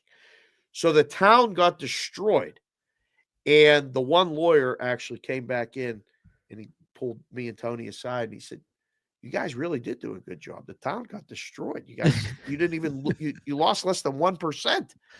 The town lost 8.9. It was one of those 2-week stretches where 8-game, 10-game parlays cashed. Well, they didn't with us. So we won by losing less. Try to explain that to a bean mitigate. Count. Right. The 24-25 NFL season to date has been the most customer friendly since the launch of online sports betting, with the highest rate of favorites winning in nearly 20 years. I love it. Like they're writing that in a press release. Yeah. Trying to save their jobs.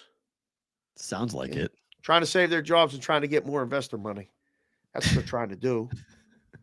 Because the investors don't want to hear that. Well, what if that happens again in the playoffs? Right. Oh. Or the Super Bowl. Nothing more than if Texas wins, it'll start the weekend off great. Okay. But one of those dogs has to break up something. Right. There's got to be an outright dog winner this weekend, whether it's Houston against the Chargers, and that's the lowest handle game. It's the first game, and it's the lowest handle game. The Rams winning would be not surprising, but a lot of people are betting them. And it's a Monday night standalone. Right. So Washington would be a good one to take down Tampa. Yep. And any one of the big three, man, if they lose, that would be a gigantic day for the book. All right, let's roll into it. Roll call Wednesday. Let's do it. All right, perfect. Boys and girls, put your 3-digit area code in the chat right now, wherever you're watching the show from. Put whatever you want along with it. We'll get it going. We'll let's see. I mean, on a Wednesday, I think we can make the number 37.5 as far as number of states. Ooh. And I think 4 countries will be a good number today, because I don't know if Vinko's going to be here from Croatia. Right. I don't know if I think we got some Canada guys. I mean, we might have a new state up there in Canada. I don't know what the hell's going on with that. And change it, be an international audience. It is time for a roll call, not Friday, Wednesday.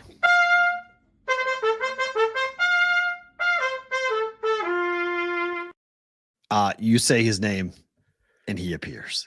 It's unbelievable. Just like I called this guy. Vinko, Happy New Year. Glad to see you from the 385 Croatia. I love it. I had you as a dog of being here. That's on me. Cash that Vinko's here. That's fantastic. Good to see you, brother. Just scrolling up, making sure that I'm not missing anybody. Okay, I think we're good to roll here with all this. Yep. All right, that's perfect. There's PB down in 941 Venice, Florida, 60 degrees and sunny. They could not play the Winter Classic here this week. Happy New Year, guys. Go Pats, go Tar Heels, and save that old fashioned for Friday when we're doing the late show. You can actually have the drink with us. One back. Yeah, perfect. Good to see you, PB. Happy New Year, brother. Football Guy 97 717 Lancaster, Pennsylvania. I want spring. It's only January, Football Guy. Sorry, 26 degrees and snow. Get used to that. All right, come on. Oof. There's JPC the fourth. Bye week for you, brother. 3-1-3 Michigan Wolverines came out west in basketball, beat both USC and UCLA. Things are rolling in the 3-1-3. Keep it up, brother. True. We'll talk soon. G. Berg, Lair 716, Buffalo, New York. Emerson, your table for one is ready at the Mafia Bar and Grill. Go Bills. Dear Lord. Make sure, Lair, if you can find them, go see him, because Emerson is in Buffalo this week. I have to go to the bar that created buffalo wings. That's on my bucket list things to do. I have to. Yeah, I eat them too often not to actually have the original buffalo flavor and the buffalo wings from the original bar in Buffalo, New York. There you go. All right. There's John in Greensburg, Pennsylvania, 724. Welcome back. Welcome back to you. Thank you for being here, sir. CBW 315, Oswego, New York, 19 degrees, expecting to see 6 inches later on. That's what she said. 6 inches ain't bad. I mean, that ain't bad. That's that'll keep you busy anyway. Dave's Daily Picks 317, Lebanon, Indiana, sweating to the BVB at the YMCA. I love that. Keep working. JC from KC, 216, Cleveland, Ohio, 20 degrees in Cleveland. Oh. It'll be baseball season before we know it, JC from KC. And your Chiefs are off, so you can relax this weekend as well. Roger Long, senior member of the brigade. Happy New Year, sir. 765, Clinton, Indiana, 22 degrees and sunny. I'll take 22 and sunny. I hate 22 and gloomy. I don't like it. Cold. Yeah, right. If it's cold, at least it's clear. Yeah, I'm with you there. WV Punch Drunk 1, 304. Seaburg, West Virginia, out of the house into society today. Realized I didn't miss it. There's Fathead, 530, State of Jefferson, Redding, California, baby. 60 degrees, which is great golfing weather. You're damn right. What size head Fathead is. This boy, a BVB lid. Here, we're getting this going in the new year. Going to get those out. Vinny Konowinski, 260, Snowy, Fort Wayne, going to the PFW Mastodon game tonight with the kid. I don't even know what the PFW Mastodon game is. No, I don't know what that is. Purdue Fort Wayne Mastodon? Purdue Fort Wayne. Oh. Is that Purdue Fort? Yeah, what's the W? That is. Yeah. Purdue Fort Wayne, PFW. Yeah. And then basketball game, I guess. basketball. Okay. All right. Yeah. Well, there you go. Jimmy football, 416 Toronto, -8 Celsius, recovering from a cold. We're all fighting it. I'm fighting it myself. Yeah, right. Keep up the good work. Take the medicine. There's the gambling ginger. Good to see you, Lisa. 702 Las Vegas, Nevada. She's been hitting parlays, posting them on the Twitter. Nice. Gambling ginger. Rosie, 415 San Francisco, California. Thoughts and prayers with everyone down south. Absolutely. Good luck with the live shows this week, fellas. Thank you, Rosie. Good job. Thank you for being here. Johnny P, just a big black hole. Periodocus. It's a black hole. Some people like black holes. I'm just saying. 732. That's New Jersey. I like that avatar. Looks good, John. Nikki Caramello, 520, Tucson, Arizona, 57 degrees and cloudy. One time, for the one time, I need a "we are" from Dave. Go Penn State, Nikki. You know we're going to be doing it all day tomorrow, but I give it to you right now. We are. Someone else is supposed to say Penn State, but that's Penn State. Yes. Same thing when Husker fans say Big Red. I just ignore them too. Yeah, that's right. Right. Jeff Benny, 401 Rhode Island. A very happy first birthday to my baby girl, little Chef B. 1 year around the sun. Never knew I could love anyone so much. Yeah, it only gets stronger. Cheers and good luck with the live shows. Thanks, you, Chef B. Appreciate Give that little baby a hug for me. Jordan 1-star Gorov, 702 Vegas. Go Knights, go. Boy, that best team in hockey. They just keep rolling. Found a way to win yesterday. We had to book it. Got me there on the open net. It was late. Yeah, that puck line was sweat. Got it there. I tried to tell you to just do the regulation, but we got there. It was good. Latest Crimmage, 705 Aurelia, Ontario. -15 degrees Celsius. That looks so cold. It's 5 degrees Fahrenheit. Addison the Rich. What's up, brother? With a green super chat. Thank you for that, sir. 812 B-Town, Indiana. Dave, can you please help with my NFL Super Bowl futures ticket? It's my first time, and you're so good with these things. Thanks. Baltimore 12-1, Green Bay 21-1, Tampa 80-1. Holy crap. All right. I would probably grab some Philadelphia right now if you think they're going to win, because that will advance that Green Bay ticket. And if you think there's any chance that Tampa loses, you owe it to yourself to get a Washington ticket. But just Washington money line ticket. Or just do that. You can do that, yes. But I think you got to get a Philadelphia Eagles ticket to keep that NFC multiple opportunity alive. Who's this? Michael Godbolte. Mike from the beautiful 717. Heading to Vegas for the first time next weekend. Do you guys have any restaurant recommendations for me? Go Ravens/State. We are. Damn right. Penn State. Ask the BVB at gmail.com. Yeah, send an email. Email this question to us, and we'll give you a litany of things that we can, because it really depends upon what you like to do.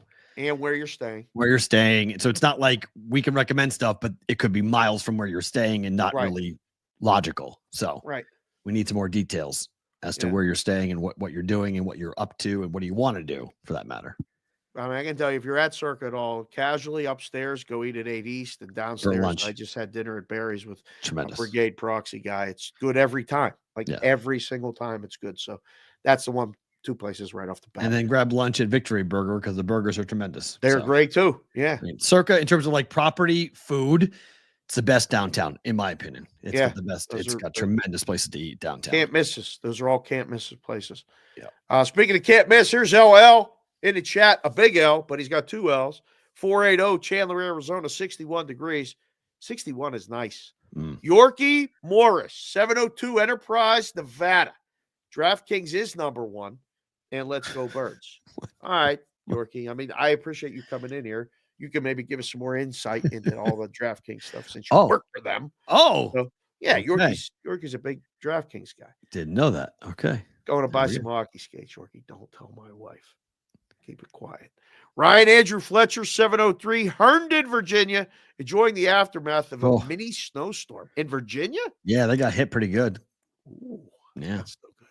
There's Gramke with that dog, Steve Gramke. That dog in my eyes get me every time. 513 Cincinnati, 10 inches of snow on the ground.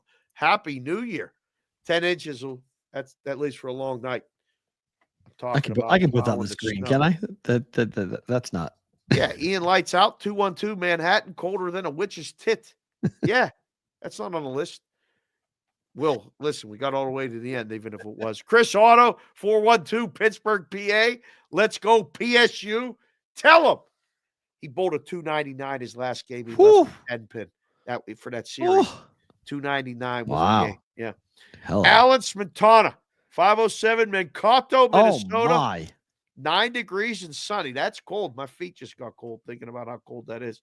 Matt J, 2020, 440 Cleveland, West Side, 10 degrees with the wind chill. Hello. Go Cavs. Cavs are rolling, baby. They're going to have that's the game of the night. I'm watching that game tonight. We'll end the Sports Grid portion of the show with this. Mikey Awesome, the wrench, 202 inside the Capitol, waiting to show my respect to Jimmy Carter. I heart the hashtag BVB Brigade ODU.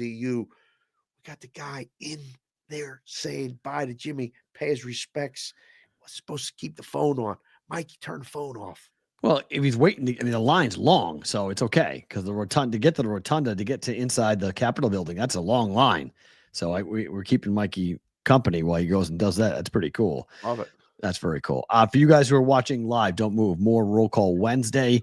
If you're watching the replay on Sports Grid or listening on SiriusXM, tomorrow we are live from Resorts World. You'll see us Thursday and Friday outside of Resorts World. There's a bar inside Resorts World called Red Tail. We'll be there live 3 to 4:30 Pacific, 6 to 7:30 Eastern on the replay. Same place, same time. You guys get it. The rest of you get bonus time.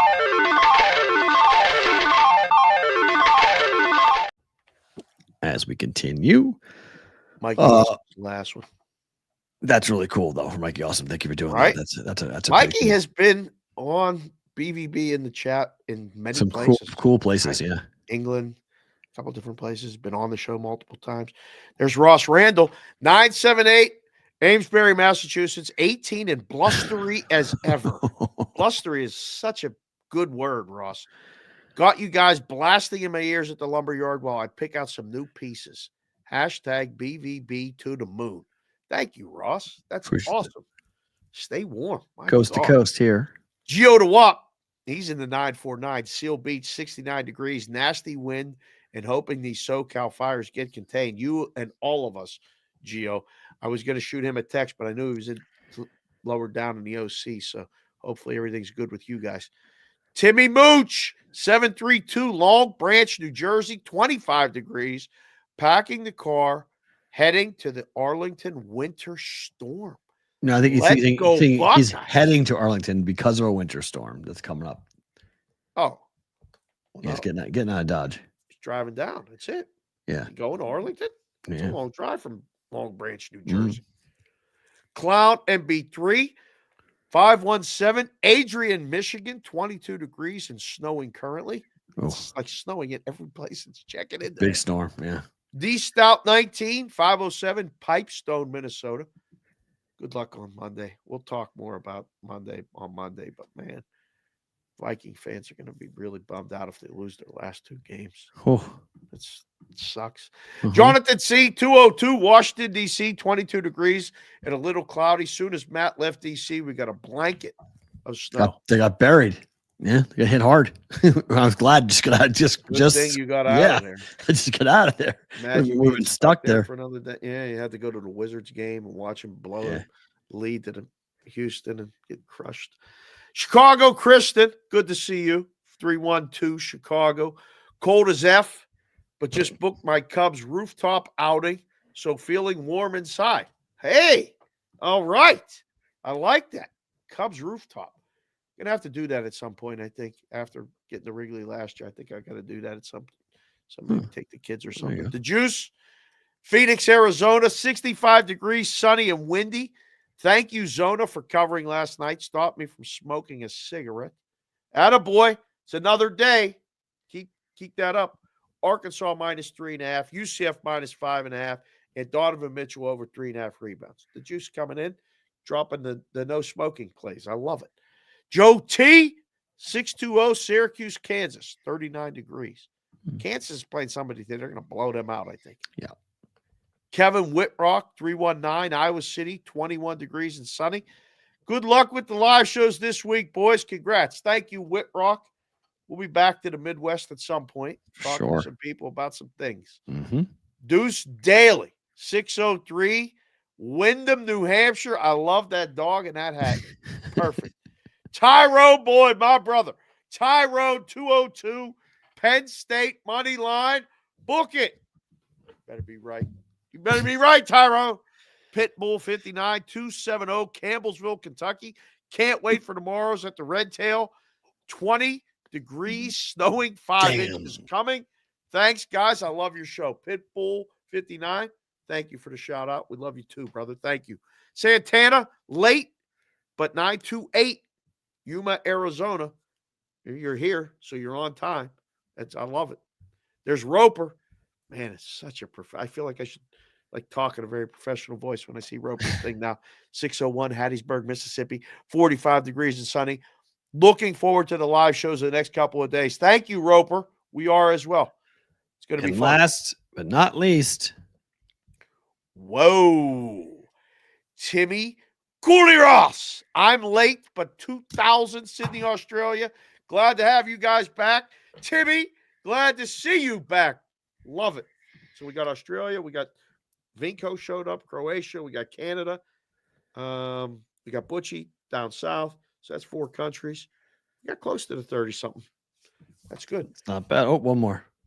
Hey, there's Pierre in the cut.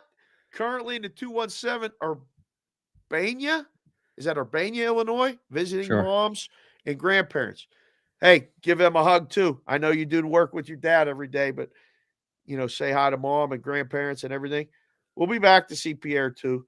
Got to clean this thing up a little bit. Sit down in that chair in Indy.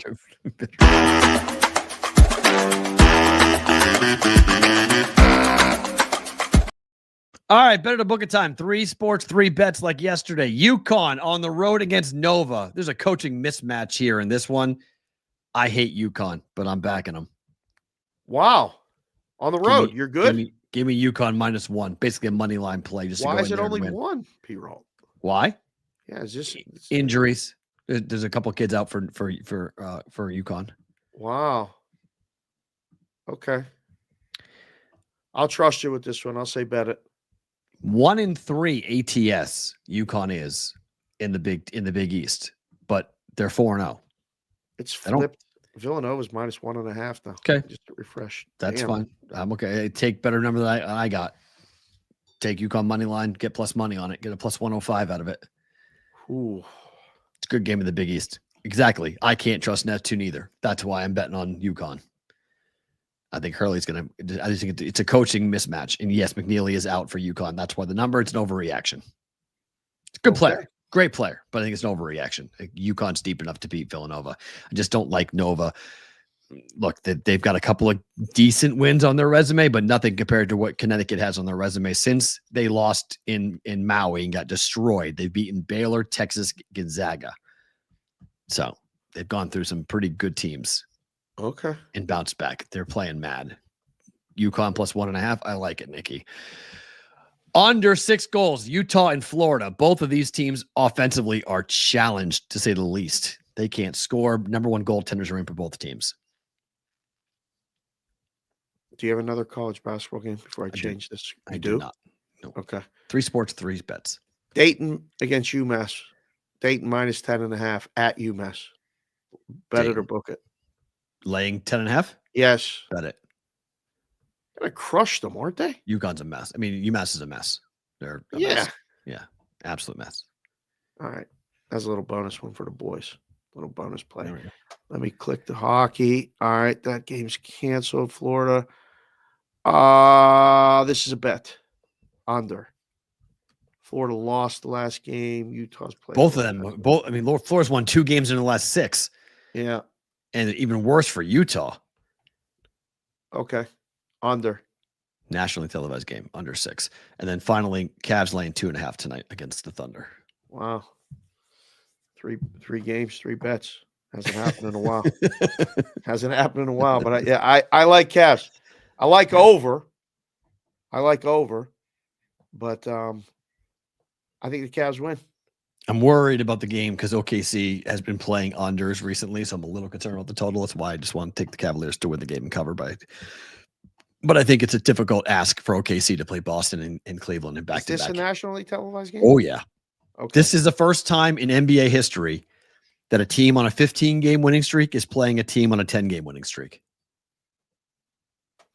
I like it. This is historic tonight. It's 30 and 4 versus 31-5, or 31-4 versus 30-5. One team on a 15-game winning streak, and another team on a 10-game winning streak tonight. Okay. This game should be getting way more hype than it is. It's because it's OKC and Cleveland. If this was like the Knicks and the Lakers, this would be like everywhere in everyone's face that you'd be watching history. 15 wins versus 10 wins. Right. Battle of the Titans. NBA Finals preview. Blah, blah, blah. Okay. Aren't seeing it nearly as much as I think we should on that one. Favorite thing about today is what? I got my stitches out this morning. All right. I went in. I was early. Okay. My wife said, I'll meet you there. So I get there, put my name in. They're like, you're here for the suture removal? And I said, I'm getting stitches out. Is that what the same thing is? They're like, yes. Perfect. I sit down before I sit down. I'm not even 30 seconds in the chair. They're like, David? This woman comes out. I'm like, yeah, that's me. She goes, well, come back here. I said, oh, okay. I said, that was quick. And she goes, well, you can stay out there if you'd like. And I'm like, well, no, I want these out. I said, you're coming in pretty hot this morning. Woo! Like, we good? She goes, yeah, I'm fine. You just sounded like you didn't want to come back here. I'm like, no, I'm good. We went in. She said, all right, here we go. Just, where's it at? I took my shirt off and she's like, okay, sit down. That's it. Yeah. Whatever it was, done. Thanks for coming. I was in and out in 5 minutes. My wife texts me and says, did they call you back yet? I said, I'm done. I'm signing out. She wanted to come back, I guess, and ask questions or see if everything was fine. I was already in the parking lot. So tremendous. Favorite thing about today is that I can scratch my back without worrying about ripping stitches. Ow. Anymore. So good to go. It's good. Can't beat that. 2 quick ones for me. One, Ed Fang came on our podcast, came on BVB.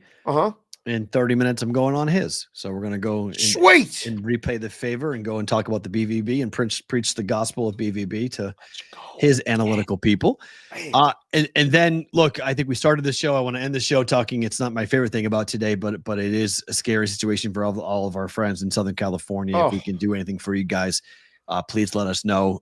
We have a very busy week, obviously, coming up with Thursday and Friday, but that's where most of the audience would come from. If they were going to come to the live shows, they'd come from Southern California. So we totally understand that you guys are going to be dealing with a lot more important things than coming to Vegas. But if you do want to come to Vegas, email us, askthebvb@gmail.com.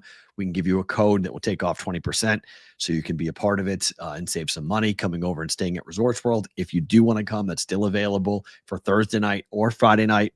Even tonight, you want to come in tonight, you can do that as well. But send us an email and we'll take care of you on that. Otherwise, we'll see you guys tomorrow, 3:00. Okay, Pacific time, 6 p.m. It's a night show. The next 2 days, we are a night show. We're a night show. The next 2 days, we'll get you the file. Yes, of course. It's all taken care of. But we're starting at 3. We're testing everything. Mics, everything going to work. Cameras. I don't know who's stopping by. I've invited a lot of people. I told them the same thing I told them last time we did a show. If you show, you're on the show. 100%. Show, we're on the show. So looking forward to seeing all of you guys in the chat tomorrow. We got a big game, 6 p.m. Eastern, 3 p.m. Pacific time. Pre-game for Penn State, Notre Dame, and the national semifinal. Red Tail is where we will be for an hour and a half, and we're staying both days, guys, to hang out and watch the games with you guys. Come on by, be a part of it. See you from Red Tail coming up tomorrow. Cannot wait to get rocking with that live show inside Red Tail at Resorts World. He's Dave. I'm Matt. We're back tomorrow live 6 p.m. Eastern time for a fun, unique BVB.